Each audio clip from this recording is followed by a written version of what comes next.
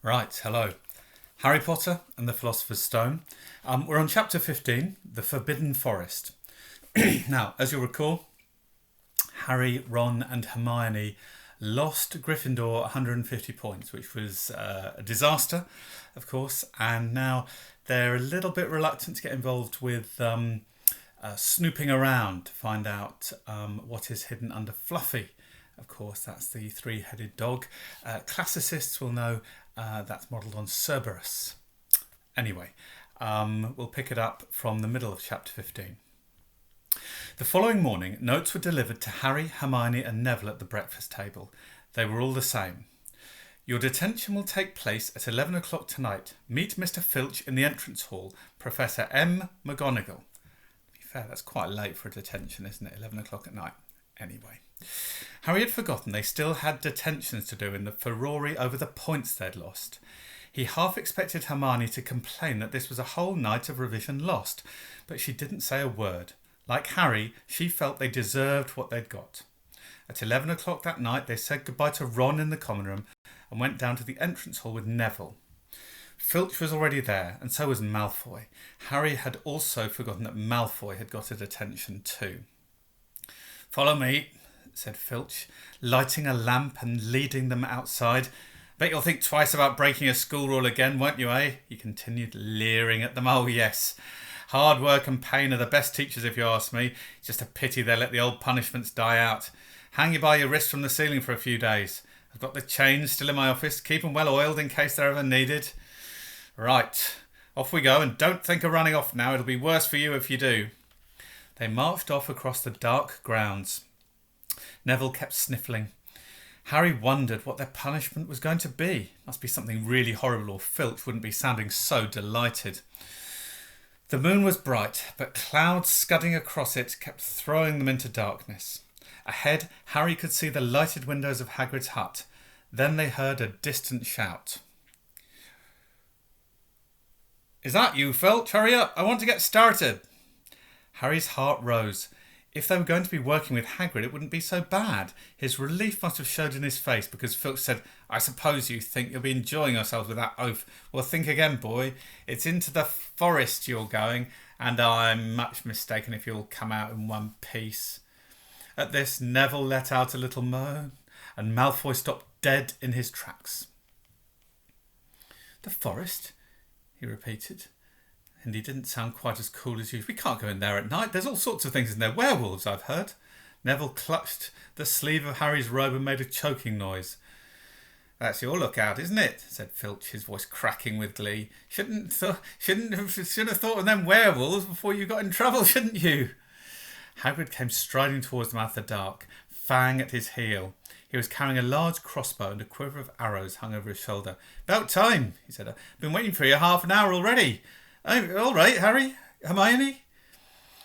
"I shouldn't be too friendly to them, Hagrid," said Filch coldly. "They're here to be punished, after all." "That's why you're late, is it?" said Hagrid, frowning at Filch. "Been lecturing them, eh? It's not your place to do that. You've done your bit. I'll take over from here."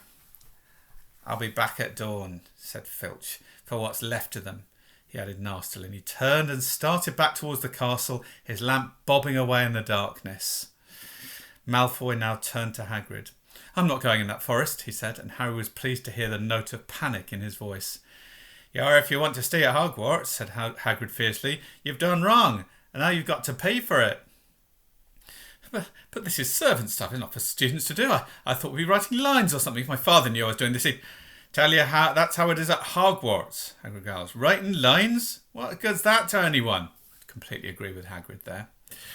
"You'll do something useful or you'll get out.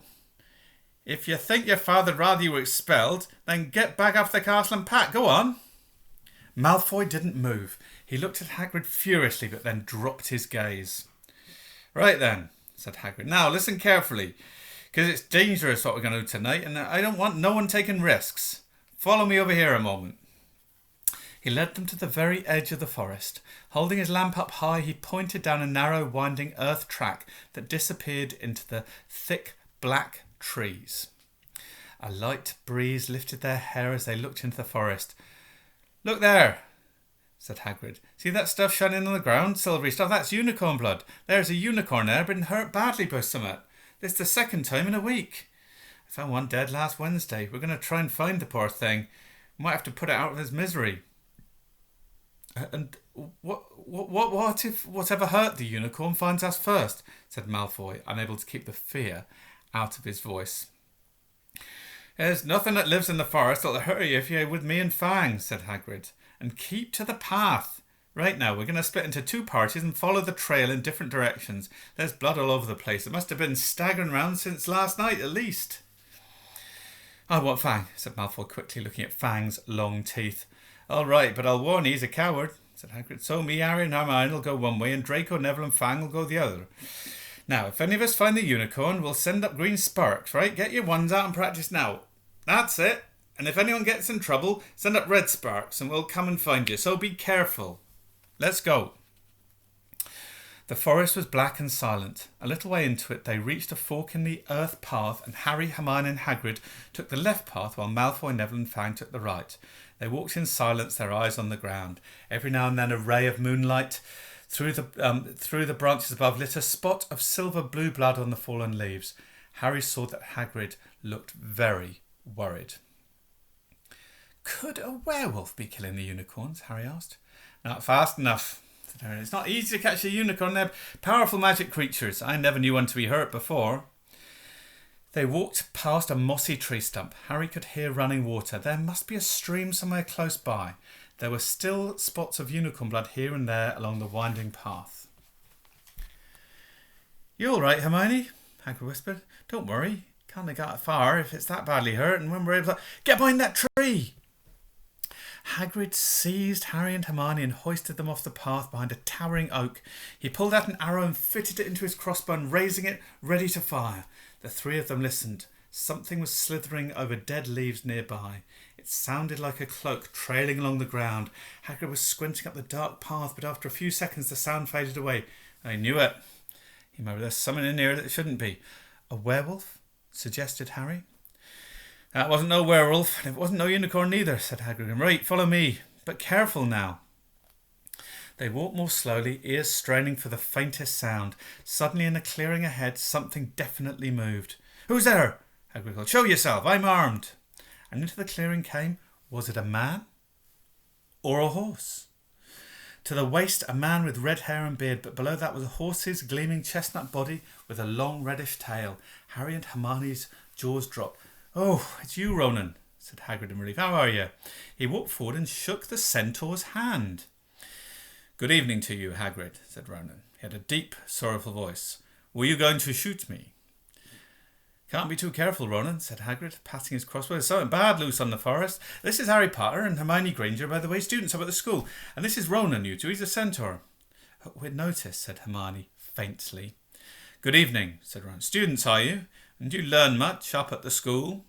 "Very well educated, Ronan." A bit," said Hermione timidly. "A bit. Well, that's something," Ronan sighed. He flung back his head and stared at the sky. "Mars is bright tonight." "Yeah," said Hagrid, glancing up too. "Listen, I'm glad we've run into you, Ronan, because there's a unicorn been hurt. You seen anything?" Ronan didn't answer immediately. He stared unblinkingly upwards, then sighed again. "Always the innocent are the first victims," he said. "So it has been for ages past. So it is now." "Yeah," said Hagrid. "But have you seen anything, Ronan? Anything unusual?" "Mars is bright tonight," Ronan repeated, while Hagrid watched him impatiently. "Unusually bright." "Yeah, but I was meaning anything unusual a bit nearer home," said Hagrid. "So you haven't noticed something strange?" Yet again, Ronan took a while to answer. At last, he said, "The forest hides many secrets." A movement in the trees behind Ronan made Hagrid raise his bow again, but it was only a second centaur, black-haired and bodied and wilder-looking than Ronan. "Hello, Bane," said Hagrid. "All right." "Good evening, Hagrid. I hope you are well." "Well enough. Look, I've just been asking Ronan, you seen anything odd in here lately? Only there's a unicorn been injured. Would you know anything about it?" Bane walked over to stand next to Ronan. He looked skyward. "Mars is bright tonight," he said simply. Yeah, we've heard that, said Hagrid. Well, if either of you do see anything, let me know, won't you? We'll be off then. Harry and Hermione followed him out of the clearing, staring over their shoulders at Ronan and Bane until the trees blocked their view. Never, said Hagrid. Try and get a straight answer of a centaur. Already stargazing, not interested in anything closer than the moon. Are there many of them in there? Asked Hermione. Oh, a fair few, keep themselves mostly, but they're good enough about turning up if I ever want a word. They're deep, mind centaur. They know things, just don't let on much. Do you think that was a centaur we heard earlier? Said Harry. Did that sound like hooves to you? No, if you ask me, that was what's been killing the unicorns. Never heard anything like it before. They walked on through the dense, dark trees. Harry kept looking nervously over his shoulder. He had the nasty feeling they were being watched. He was very glad that they had Hagrid and his crossbow with them. They had just passed a bend in the path when Hermione grabbed Hagrid's arm. Hagrid, look, red sparks! The others are in trouble. You two wait here, Hagrid shouted. Stay on the path, I'll come back for you. Can't help but feel that's a bit of a mistake, but anyway. They heard him crashing away through the undergrowth and stood looking at each other very scared until they couldn't hear anything but the rustling of leaves around them. You don't think they've been hurt, do you? Whispered Hermione. Don't care if Malfoy has, but if something's got Neville, it's our fault he's here in the first place. The minutes dragged by. Their ears seemed sharper than usual. Harry seemed to be picking up every sigh of the wind, every crackling twig. What was going on? Where were the others? At last a great crunching noise announced Hagrid's return. Malfoy, Neville and Fang were with him. Hagrid was fuming. Malfoy, it seemed, had sneaked up behind Neville and grabbed him for a joke. Neville had panicked and sent up the sparks. Malfoy was very naughty. Oh, we'll be lucky to catch anything now with the racket you two are making. Right, we're changing groups. Neville, you stay with me and Hermione. Harry, you with Fang and this idiot. I'm sorry, Hagrid whispered Harry. He'll have a harder time frightening you, and we've got to get this done. So Harry set off into the heart of the forest with Malfoy and Fang. They walked for nearly half an hour deeper and deeper into the forest until the path became almost impossible to follow because the trees were so thick. Harry thought the blood seemed to be getting thicker. There were splashes on the roots of a tree as though the poor creature had been thrashing around in pain close by. Harry could see a clearing ahead through the tangled branches of an ancient oak. Look, he murmured, holding on to out his arm to stop Malfoy. Something bright and white was gleaming on the ground. They inched closer. It was the unicorn, all right, and it was dead. Harry had never seen anything so beautiful and sad. Its long, slender legs were stuck out at odd angles where it had fallen, and its mane was spread pearly white on the dark leaves. Harry had taken one step towards it when a slithering sound made him freeze where he stood. A bush on the edge of the clearing quivered. Then, out of the shadows, a hooded figure came crawling across the ground like some stalking beast. Harry, Malfoy and Fang stood transfixed. The cloaked figure reached the unicorn. It lowered its head over the wound in the animal's side and began to drink its blood. Ah!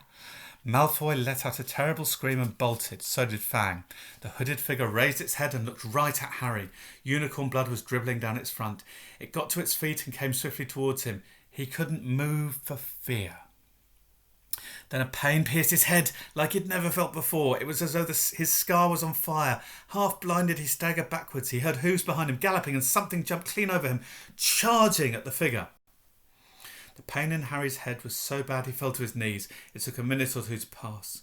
When he looked up, the figure had gone. A centaur was standing over him. Not Ronan or Bane. This one looked young. He had white blonde hair and a palomino body. Are you all right? Said the centaur, pulling Harry to his feet. Yes, thank you. What was that? The centaur didn't answer. He had astonishingly blue eyes like pale sapphires. He looked carefully at Harry, his eyes lingering on the scar which stood out livid on Harry's forehead. You are the Potter boy, he said. You had better get back to Hagrid. The forest is not safe at this time, especially for you. Can you ride? It will be quicker this way. My name is Firenze, he added, as he lowered himself onto his front legs so that Harry could clamber onto his back. There was suddenly a sound of more galloping from the other side of the clearing. Ronan and Bane came bursting through the trees, their flanks heaving and sweaty. Firenze, Bane thundered. What are you doing? You have a human on your back. Have you no shame? Are you a common mule? Do you realise who this is? Said Firenze. This is the Potter boy. The quicker he leaves the forest, the better. What have you been telling him? Growled Bane. Remember, Firenze, we are sworn not to set ourselves against the heavens. Have we not read what is to come in the movements of the planets? Ronan pawed the ground nervously. I'm sure Firenze thought he was acting for the best, he said in his gloomy voice. Bane kicked his back legs in answer. For the best? What is that to do with us? Centaurs are concerned with what has been foretold. It's not our business to run around like donkeys or stray humans in our forest. Firenze suddenly reared up on his hind legs in anger so that Harry had to grab onto his shoulders to stay on. Do you not see that unicorn? Firenze bellowed at Bane. Do you not understand why it was killed, or have the planets not let you in on that secret? I set myself against what is lurking in this forest, Bane, yes, with humans alongside me if I must. And Firenze whisked around, with Harry clutching on as best he could. They plunged off into the trees, leaving Ronan and Bane behind them. Harry didn't have a clue what was going on. Why is Bane so angry, he asked. What was that thing you saved me from anyway? Firenze slowed to a walk, warned Harry to keep his head bowed in case of low-hanging branches, but did not answer Harry's question. They made their way through the trees in silence for so long that Harry thought Firenze didn't want to talk to him anymore. They were passing through a particularly dense patch of trees, however, when Firenze suddenly stopped. Harry Potter, do you know what unicorn blood is used for? No, said Harry, startled by the odd question. We've only used the horn and tail here in potions. That is because it is a monstrous thing to slay a unicorn, said Firenze. Only one who has nothing to lose and everything to gain would commit such a crime. The blood of a unicorn will keep you alive, even if you are an inch from death, but at a terrible price. You have slain something pure and defenceless to save yourself, and you will have but half a life, a cursed life, from the moment the blood touches your lips. Harry stared at the back of Firenze's head, which was dappled silver in the moonlight. But who'd be that desperate, he wondered aloud. If you're going to be cursed forever, death's better, isn't it? It is, Firenze agreed, unless all you need is to stay alive long enough to drink something else, something that will bring you back to full strength and power, something that will mean you can never die. Mr. Potter, do you know what is hidden in the school at this very moment? The Philosopher's Stone, of course, the elixir of life, but I don't understand who... Can you think of nobody who has waited many years to return to power, who has clung to life, awaiting their chance? It was as though an iron fist had clenched suddenly around Harry's heart.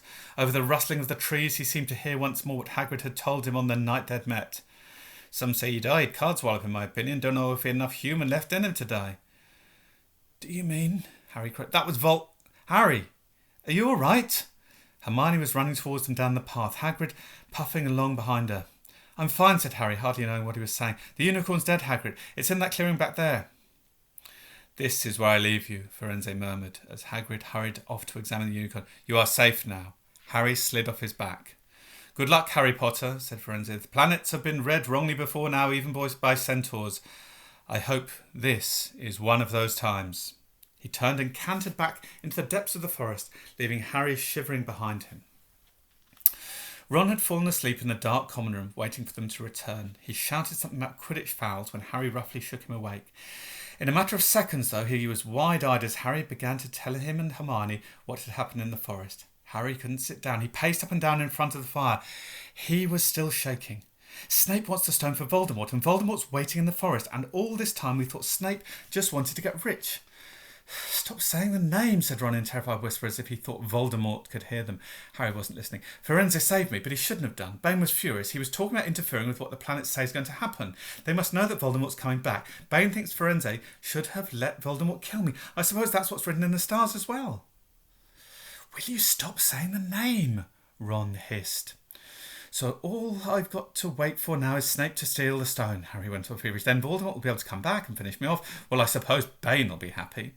Hermione looked very frightened, but shed a word of comfort. Harry, everyone says Dumbledore's the only one you know who was ever afraid of. With Dumbledore around, you know who won't touch you. Anyway, who says the centaurs are right? It sounds like fortune-telling to me, and Professor McGonagall says that's a very imprecise branch of magic. The sky had turned light before they stopped talking. They went to bed exhausted, their throats sore, but the night's surprises weren't over. When Harry pulled back his sheets, he found his invisibility cloak folded neatly underneath them. There was a note pinned to it. Just in case.